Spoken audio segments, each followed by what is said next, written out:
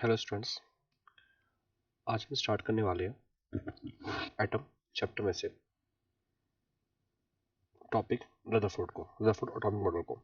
Actually हम अब atom chapter पढ़ने जा रहे हैं। एटम चैप्टर जो आपके सीबीएसई में ये अराउंड आपको एग्जाम में 3 to 5 मार्क्स का देखने के लिए मिल सकता है। लगभग ये 5 to 3 मार्क्स की वेटेज अपने आप में कैरी करता है। अच्छा, इस चैप्टर में इंपॉर्टेंट चीजें क्या हमारे पास जो हमें इसमें फोकस करनी है, पहले वो देखते हैं। सबसे पहले इस चैप्टर में आता है आपके पास रदरफोर्ड एटॉमिक मॉडल। अब रदरफोर्ड एटॉमिक मॉडल में से क्या है आपको पढ़ना है चैप्टर में से? कंक्लूजन, मोस्ट इंपॉर्टेंट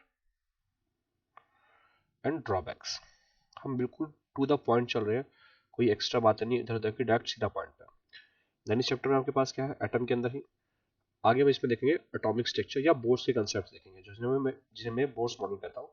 ये बोर्स के कुछ कंसेप्ट है जो आपको देखने हैं बोर्स मॉडल के। ठीक है, इसी में आपके पास लाइमन, बाल्मर, इन सीरीज के बारे में आएगा। ये जो आपके पास स्पेक्ट्रम सीरीज है इनके बारे में।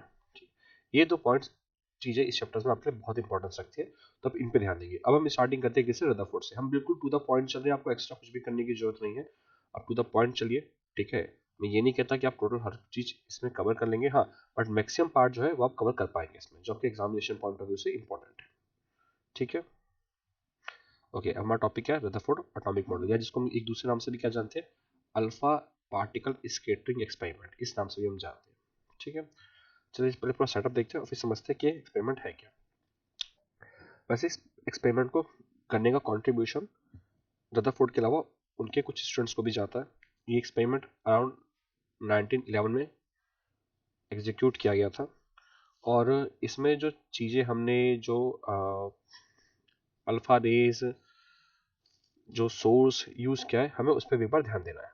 जैसे अब ये देखिए, ये पूरा सेटअप है, ये हमने साइंस टू लाइब्रेरी नाम की वेबसाइट से उठाया है पूरा का पूरा सेटअप, क्योंकि मुझे काफ़ी बढ़िया लग रहा था और हमें इनको कंट्रीब्यूशन देना भी चाहिए जिनसे हम जो चीज़ों को लेते हैं। अच्छा, ये देखिए, यहाँ पर आपको एक सोर्स दिख रहा होगा, जिसमें से जो येलो कलर की लाइट्स दिख रही है, ये एक्चुअली आपकी अल्फा पार्टिकल्स रही है। अच्छा, ये जो सोर्स है, एक्चुअली सोर्स है कैसे? ये अल्फा पार्टिकल्स रेज निकल कैसे रही है? Alpha particles, alpha beta gamma rays जो होती है आपकी, alpha rays, beta rays and then gamma rays, ये रेडियोएक्टिव सोर्सेज में से निकलती है। अब यहाँ पे जो हमने रेडियोएक्टिव सोर्स यूज किया वो हमने किया बिस्मिथ का, एक रेडियोएक्टिव एलिमेंट है बिस्मिथ का। आइसोटोप यूज किया हमने 83 214 is atomic mass and 83 is atomic number. ठीक है, और ये जो बीम हम यूज कर रहे हैं, इस बीम में जो एनर्जी कैरी कर रही है, बीम है, ये एनर्जी जो बीम में है वो 5.5 MeV की है, मेगा इलेक्ट्रॉन वोल्ट्स की है। ये जो पास कर रही है किससे? कोल्ड फॉइल से। हम ये ऑब्जर्व करते हैं, जब भी ये रे गोल्ड फॉइल से पास करती है, तो ये रे इसके आसपास की जो आपको लेयर दिखाई दे रही है, देखिए ये जो पूरा डिटेक्टर आपको दिखाई दे रहा है, ये जो आपको ये जो पैरामीटर, सर्कल पैरामीटर दिखाई दे रहा है, ये एक्चुअली एक लेयर है किसकी? जिंक सल्फाइड की। जिंक सल्फाइड की क्यों? क्योंकि एक फ्लोरोसेंट मटेरियल है, ये इलेक्ट्रॉन के पड़ते ही, सॉरी, ये जो चार्ज पार्टिकल के पड़ते ही क्या करने जाएगा? आपका ग्लो करने जाएगा।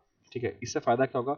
जब ये ग्लो करेगा तो हमें ये पता चलेगा कि जो अल्फा पार्टिकल्स है वो कहाँ कहाँ डेविएट हो रहे हैं। एक तरह से हमें डेविएशन के बारे में आइडिया देगा। किसके बारे में आइडिया देगा? डेविएशन के बारे में, कि पार्टिकल कहाँ कहाँ आपका क्या हो रहा है? डेविएट कर रहा है।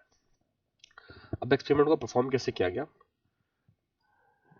अल्फा पार्टिकल रे निकली, गोल्ड फॉइल से पास हुआ, और गोल्ड फॉइल से पास होने के बाद हम कुछ इस तरीके का सेटअप देख रहे हैं। जैसे कुछ जो जिंक सल्फाइड है, फॉइल के जो सामने था वो ग्लो करने लगा, कुछ थोड़ी दूरी पे ग्लो किया।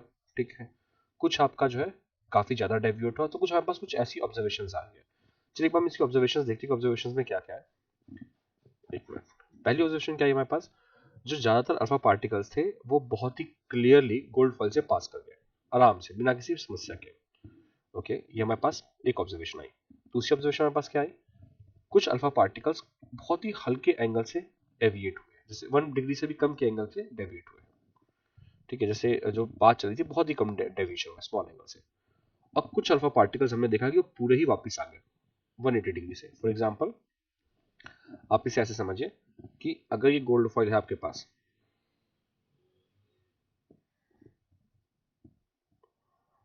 ठीक है, और इस गोल्ड फॉइल में से ये हमारा अल्फा पार्टिकल जो है वो पास आउट हुआ। जब ये अल्फा पार्टिकल पास हुआ तो एटॉमिक लेवल पे क्या चल रहा है, ये देखिए एटॉमिक स्ट्रक्चर के लेवल पे क्या चल रहा है कि जो हमारा गोल्ड फॉइल है और ये जो हमारा अल्फा पार्टिकल है, ये जब आके इसे टकराया तो वापस उसी पाथ पे डेविएट बैक हो गया, वापस डेविएट हो गया। तो ये क्या हुआ, बहुत ही कम हुआ, 1 या 2% हुआ, 1 या 2% ही इस काम को प्रोसीड कर पाए। ओके, आगे बढ़ते हैं अब इससे हमने क्या क्या कंक्लूजन निकाला उस पर आते हैं। कंक्लूजन हमारा मोस्ट इंपोर्टेंट पार्ट है, क्योंकि हमने जो एक्सपेरिमेंट किया उससे क्या कंक्लूजन है वो देखते हैं। 1 मिनट, सॉरी। हाँ, अब हमारे पास क्या क्या कंक्लूजन आया। हमारे पास पहला कंक्लूजन यह है कि अगर अगर अल्फा पार्टिकल्स बहुत सारे इजीली पास कर रहे हैं, ठीक है, तो इट मींस, जो हमारा पहला कंक्लूजन है, 1 minute, just wait a minute, let me change the colour. हमारा पहला कंक्लूजन क्या है भाई, हमारा पहला कंक्लूजन ही आया है किस चीज का, कि एटम में क्या अवेलेबल है, बहुत सारा स्पेस अवेलेबल है। ये हमारा पहला कंक्लूजन हुआ। स्पेस हुआ तभी तो आपके अल्फा पार्टिकल क्या हो गए, आराम से पास कर गए। ये हमें पहला कंक्लूजन है।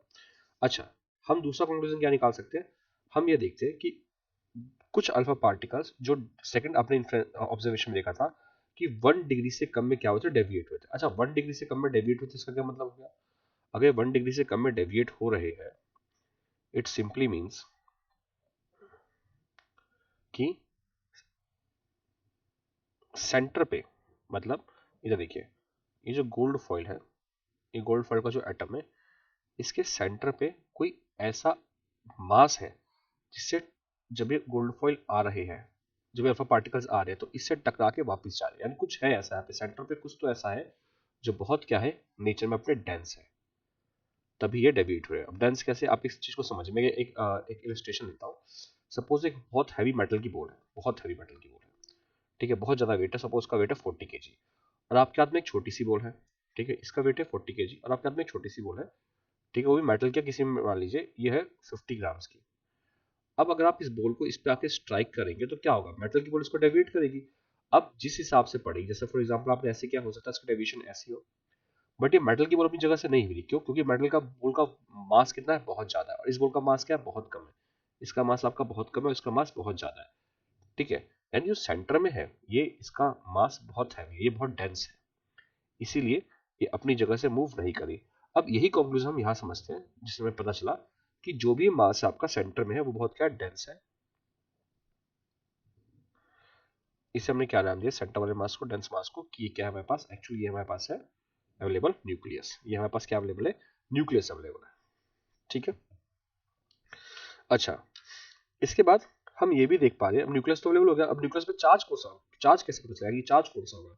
आप चार्ज को ऐसे समझ सकते हैं, बहुत सिंपल, सिंप्लीफाई करने के लिए आप इसे इमेजिन कीजिए कि अगर, 1 मिनट, हमारे पास जो अल्फा पार्टिकल है, हमने ये देखा कि 1 या 2% अल्फा पार्टिकल इससे डेविएट बैक हुए थे, मतलब यहां से अल्फा पार्टिकल्स आए और ये जो हमने न्यूक्लियस माना है इससे वापस डेविएट हो गए, ठीक है। डेविएशन तब हो सकता है अगर अल्फा पार्टिकल का चार्ज पॉजिटिव है, जो आपको पता है। तो अगर ये नेगेटिव होता न्यूक्लियस आपका तो दोनों अट्रैक्ट कर जाते, बट ये तो डेविएट हुआ है, इसका मतलब न्यूक्लियस का भी चार्ज क्या है, पॉजिटिव है। तो नेक्स्ट हमें क्या पता चलता है कि nucleus have positive charge, nucleus के पास कौन सा चार्ज है, पॉजिटिव चार्ज है। ये हमारी एक और इंपॉर्टेंट कंक्लूजन निकल कर आती है इससे, ठीक है, क्लियर। देन इसके बाद हमें ये भी समझ में आया कि जो हमारे इलेक्ट्रॉन्स हैं वो न्यूक्लियस के अराउंड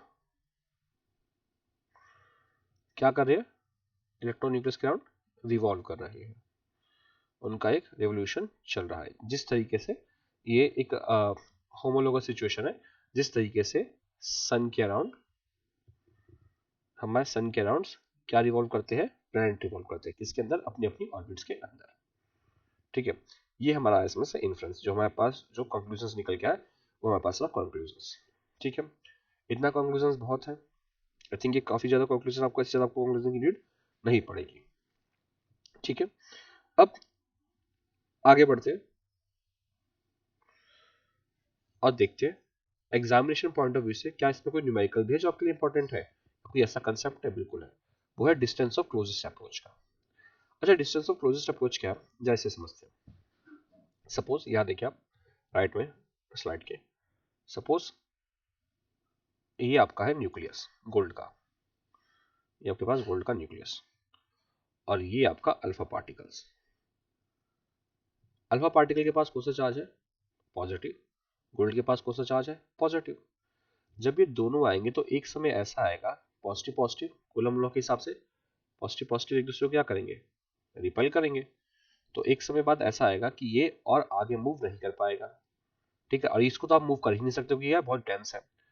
तो वो जो लीस्ट डिस्टेंस रहेगी इसकी, कि इससे ज्यादा आगे मूव नहीं करा, हम इसे बोलेंगे डिस्टेंस ऑफ क्लोजेस्ट अप्रोच।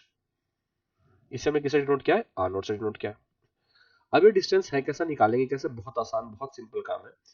आप इसको ऐसे समझिए बहुत सिंपली कि ये जो आपके पास अल्फा पार्टिकल है ये मोशन कर रहा है।